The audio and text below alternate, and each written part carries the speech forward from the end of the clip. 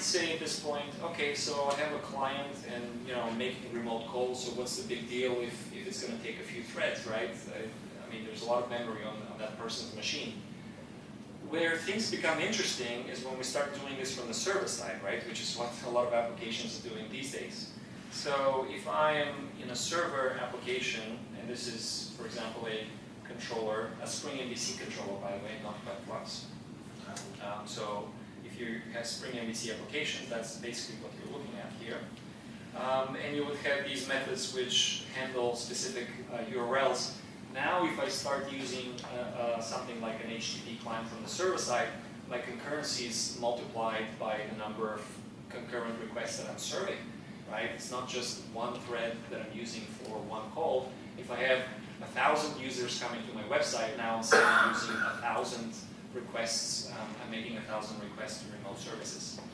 So that's where things become very interesting, because now I'm using a web client which is limited to 4 threads, and it's not going to use more threads, and it's going to handle the concurrency for all of that with only those threads, and it's going to be a lot more gentle on resources and so on. And again, if we were running on a fully reactive stack, if this was WebFlux underneath, then it's non-blocking all the way down to the server, to the HTTP socket of the response and all that.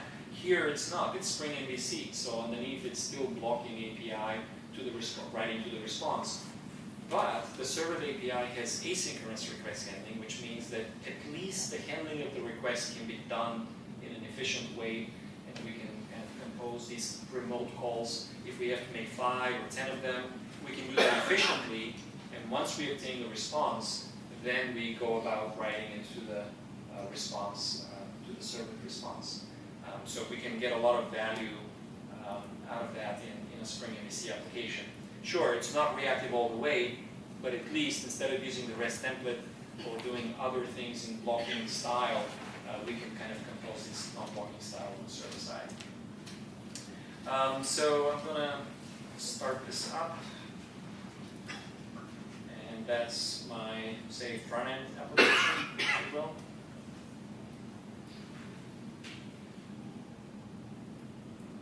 But you'll notice that, what these controller methods are doing is pretty much what I was demonstrating. So here's a method which responds to /persons, and that's turning around and asking a remote service. And then it's turning that into a Flux person objects, and we can return that directly from Spring MVC controller method, which supports the use of these reactive types, including R in Java and Reactor, and it will handle them by writing them to the response. And then you can see the other ones, they're similar as well. So let's just give it a try. I'll clear the output.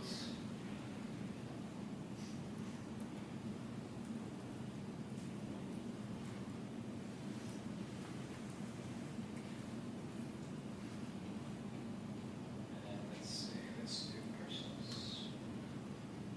So that's going to take 2 seconds, and then it comes back with application JSON, and then gives us the data. And what happened on the server side, I'll just walk you through it quickly. I mean, you can see dispatch as servlet. So this is a traditional servlet application, right? This is not something like WebFlux. And we're going to get a get on a Tomcat. This is a Tomcat thread, and you can sort of follow that further. And you can see what happens on the Tomcat thread is that it's going to invoke the controller method, and then now we're making a remote call to the remote service. And then the dispatcher servlet says, okay, we're done handling this request for the time being, but the response remains open because this is asynchronous handling. We're going to get something a little bit later. So it exits all the way from the servlet container thread. And now this can take as long as it wants, right? It's not holding up the servlet container. And then what happens is that on a Reactor Nitty thread, this is now the client, the HTTP client, it comes back and it decodes all of these person objects. And now we got the result. Now we're going to do an async dispatch back into the servlet container. The dispatch a servlet, and this is where we're going to write it to the response as usual.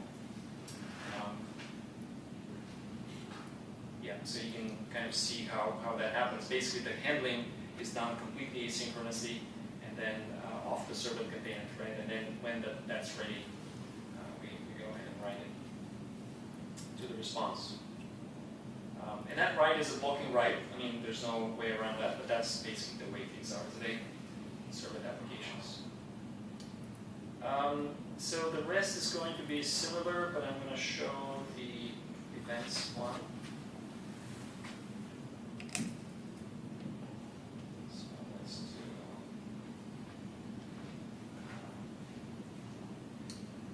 okay, persons, events.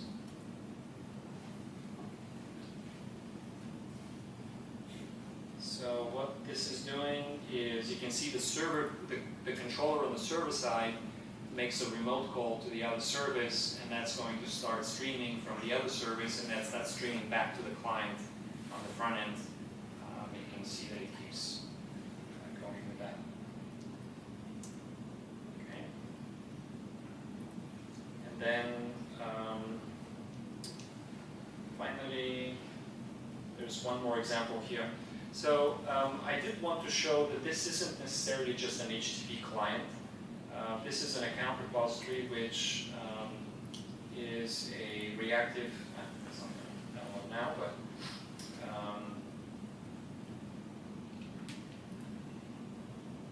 so I have an account repository. This is a Spring Data repository, which you know the pattern basically, just a bunch of interfaces, methods that express what you want, what kind of data access methods you want.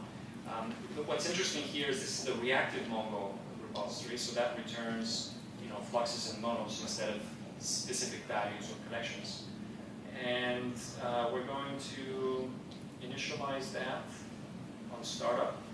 We're going to insert a little bit of data into Mongo. And then what's happening in the controller is that we're going to do a find all from the Mongo data repository. We're going to do a kind of sort. Then we're going to take the first 5 from that. And then we're going to flat map that, which means we're going to be making some nested asynchronous calls again. That's what flat map is. And we're going to do one call to get the person data. We're going to do a second call to get the hobby data.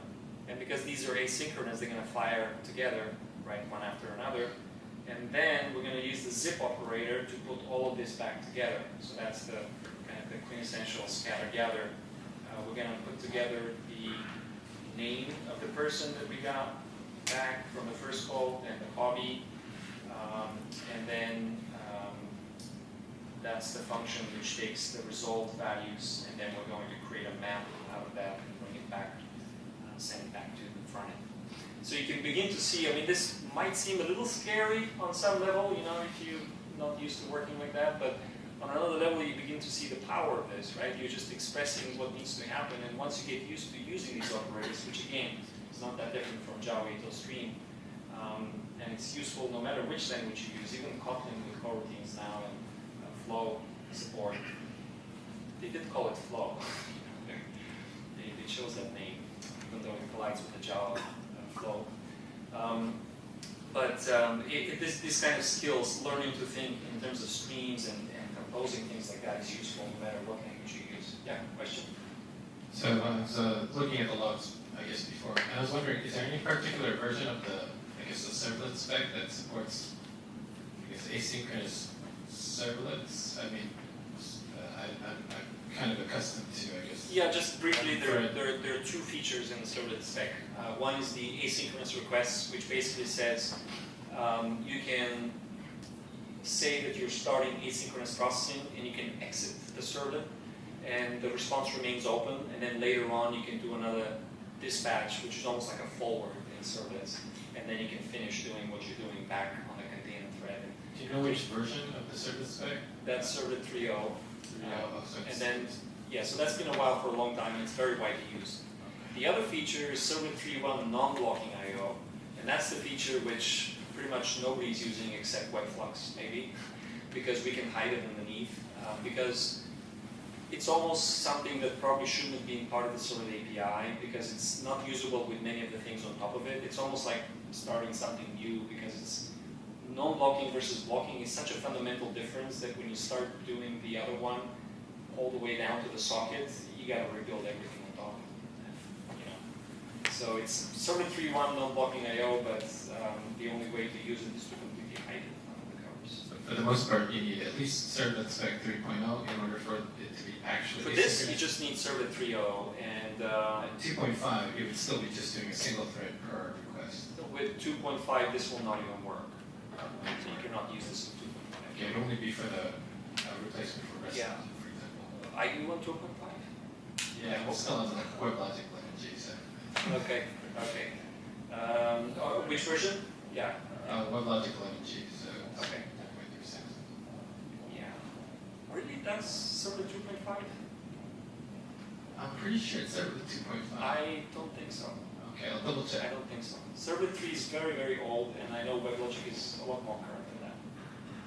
Yeah, that sounds like not the most recent version, but It's definitely an old version. Yeah, the previous WebLogic generation, is but 12, it should be 3.0. I will check on that. Spring Framework is usually a good indicator of what's still around.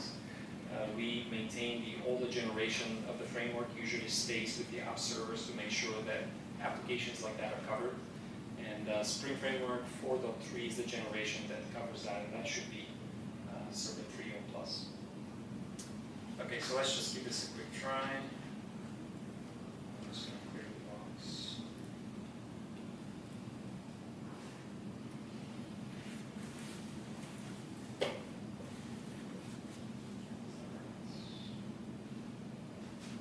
Okay, so what should happen here is that first we're going to take 5 of these, and then for each one we're going to fire 2 HTTP calls and then zip them together and come back. So let's see.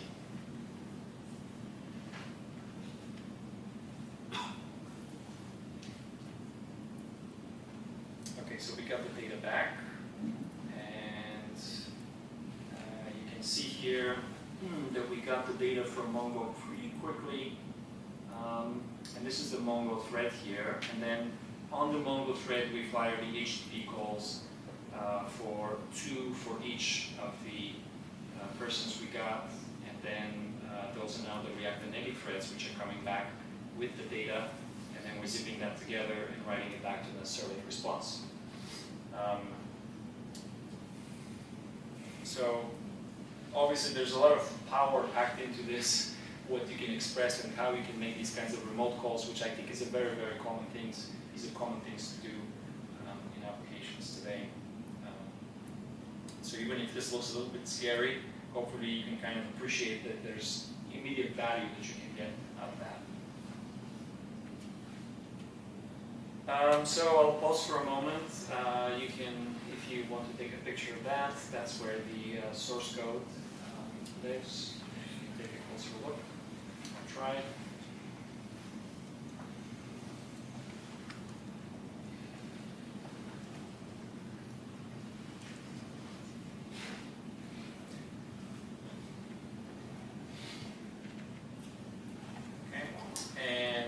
Finally, I wanted to mention a couple more things that are kind of more relevant and current. So the first one is R2DBC.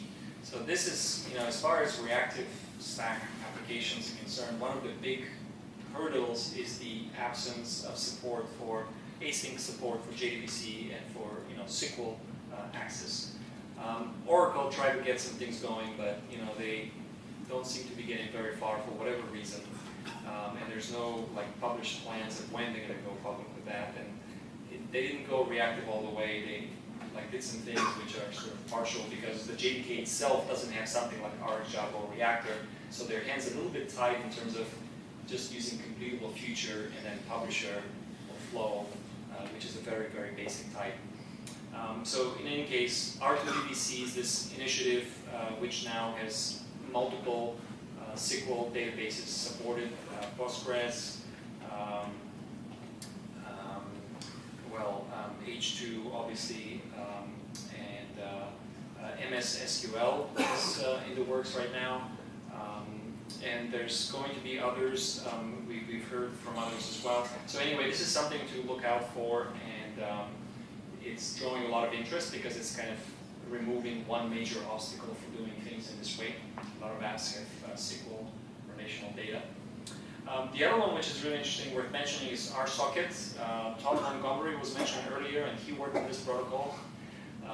This is, you can think of it a little bit, if you know gRPC, this is like gRPC, but with reactive stream semantics across the protocol. So you can have two processes talking to each other over a multiplexed connection, and they express back pressure to each other. So, you know, one can say, I'm not ready to process more, and that communicates to the other one, and that propagates into the fluxes and monos on the other side, into the application. So it's really, really cool, and for distributed applications, it's actually very, very effective in terms of pushing back all the way to the source, wherever that may be.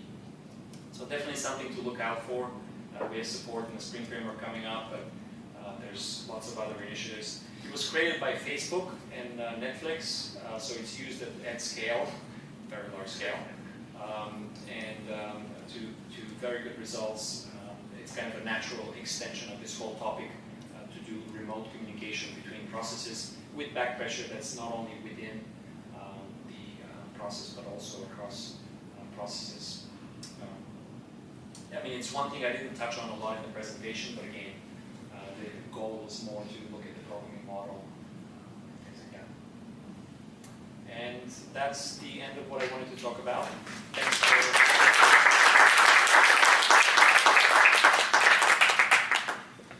Do we have any time for questions? Yeah, sure. We have some time. Any questions for Rossen? Can you go back to Hold on a second. slide? No, one word. A slide or the source code? The source code. Okay. Well, the location of source code. Ah, yes. Thank you.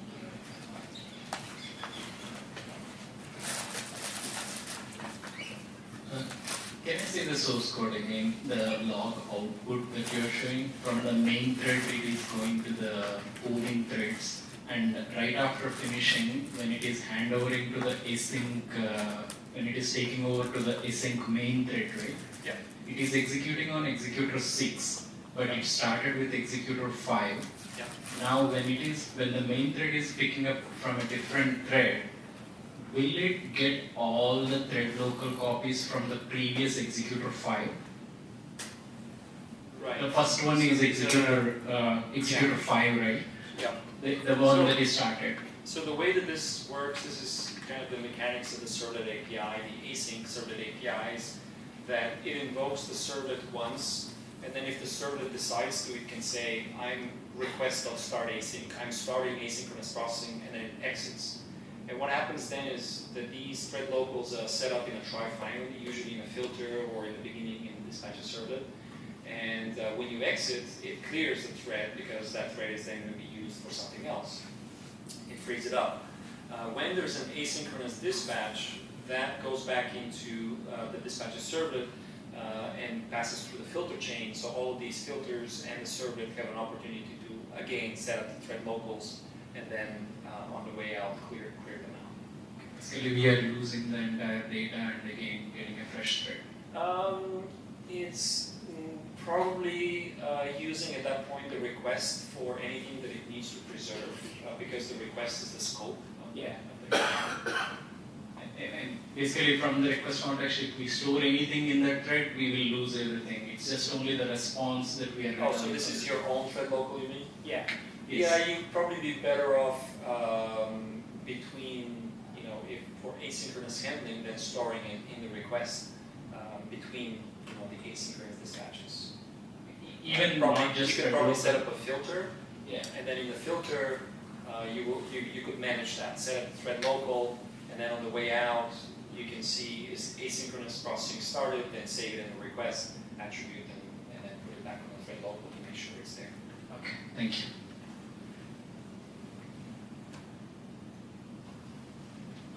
So for in terms of R2DBC and RSockets, I guess could you elaborate on some of the the advantages you get? Like for R2DBC, I guess the advantage is that you can actually have transactions threads that are identified and could go to multiple connections, or what is the actual advantage to having our Sure. for our socket, for example? It's just a single connection. Yeah. and Yeah, so I can answer briefly, but I would also encourage you to go to r2dbc.io. So you can find some good resources, and there's a mailing list where similar questions have come up and they've been responded to, so you can find a lot more detail there. But just briefly, similar to the web client, this doesn't really change the protocol of how things are done in communicating to the backend service. It's more about how the I/O is handled from the JVM process. So when you make a JDBC call, typically you will block and wait until the result is retrieved. When you're using R2DBC, basically you don't have to wait. That result will be pushed to you, and then you will be able to work with that. But it's basically not holding you up in your application, which means you can fit into these kinds of reactive pipelines and make your data access non-blocking. Any other questions? There you go. It eliminates the need for using extra threads to make more database calls. This is not specifically about the code, but I wanted to understand, you mentioned that now we're not using threads in the high-level application code, but Netty, is it providing the concurrency underneath by using threads, right? So, Ultimately, I mean, in terms of like processor time and all that. so first I want to mention that Netty, in what I was showing, was only used for the client calls, not for the server. You can also use it on the server with Webflux. And then it would be one thread pool, one event loop, which is used for both client and server calls, and the worker threads are shared. But if you look up a little bit about the event loop, I'm guessing that's what your question is, how the event loop works, actually? Yeah, so it's about where is it. So there would be some context switching, I guess, if it has threads underneath. So where is that advantage coming from? And I probably need to look up something to understand that. Is event loop the best thing? Or For asynchronous I/O, it is a much more efficient way of doing it. Because normally what would happen is if you're using blocking calls, when you make a call to make an HTTP call, you block and you hold the thread. Whereas typically with asynchronous I/O, you will make the call and then there's a callback that tells you when the data is ready. So you're basically writing applications in a completely different way, and that's the hard part to imagine without actually seeing. right, actually now I recall, you did mention that at the start. So basically you no longer do things in this kind of sequential imperative style in your source code, and that's the big change. You now are doing things through these kinds of promises or asynchronous types that allow you to, you're essentially making multiple passes through this, and it's happening on different threads. It's not one sequential execution. You may get to a certain point, and then a callback will make you resume.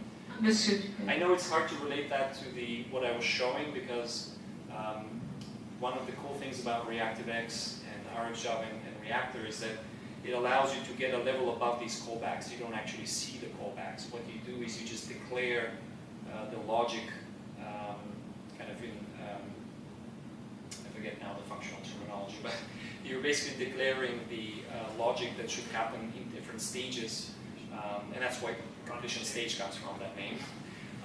And you just express what should happen, and then those stages may actually happen on different threads. You may get this far, and it will continue later. So it's like the threads can be used for whatever pieces that Yep. they can You can think of display. the code logic kind of sliced into pieces, and then you only use the thread for one piece, and then release the thread, and then it will continue later. It's a different world, but essentially you're no longer pretending that network I/O is synchronous, which it is not. And that there's a lot of benefits that come with that as well. Makes sense, thank you. Any other questions? Okay. Get my exercise.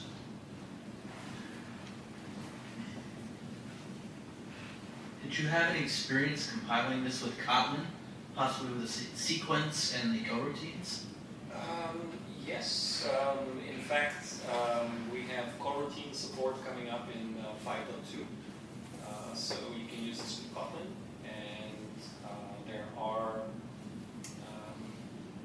things to make this work with coroutines. Basically, there are extensions, and there's also support for the flow, which is their sort of like the Go channel, and the multi-value equivalent of the suspend functions, which are for single values.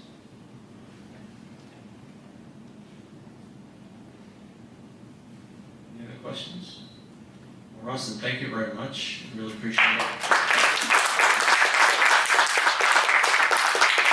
And thank you for your contributions over the years at JavaSIG, and good luck on your journey. Thank you. I hope to be back.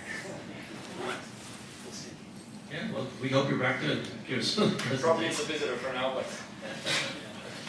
Okay, so don't forget, next month is Java Performance. This is an Ask Me Anything panel, so we have some topics we can talk about, but bring your performance problems. You have 3 Java rock stars there. They ask questions about low latency stuff, JVM things, OS things, and even cloud things. So bring all your hard problems. These are the guys they ask for, and it's free. So this is at the Marriott Marquis in the last Monday in June. So I'll see you there. And thank you to Credit Suisse for hosting.